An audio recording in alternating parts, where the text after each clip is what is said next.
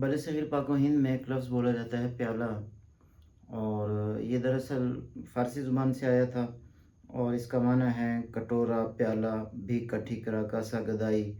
اس طریقے سے ایک پیالے کی طرح جو چیزیں شکل میں ہوتی ہیں گولائی کے اندر،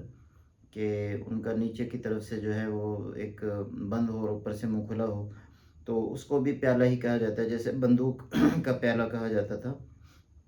یا پھول کی پیالی جیسے اس کو وہ بھی کہا جاتا تھا۔ تو بعض اوقات اس کو ناف کے لیے بھی بولا جاتا ہے، ناف کا پیالہ، ناف میں بھی اسی طرح کی ایک جگہ بنی ہوتی ہے۔ یہ لفظ دراصل مرکب ہے پی اور آلہ سے۔ آلہ کہتے ہیں کسی چیز کے کرنے کا کوئی اوزار جس سے وہ کیا جائے، جیسے ہم کہتے ہیں نا زرعی آلات، آلہ کی جمع آلات ہے، زرعی آلات، سائنسی آلات وغیرہ، تو یہ وہ آلہ سے مرکب ہے، پی اور آلہ،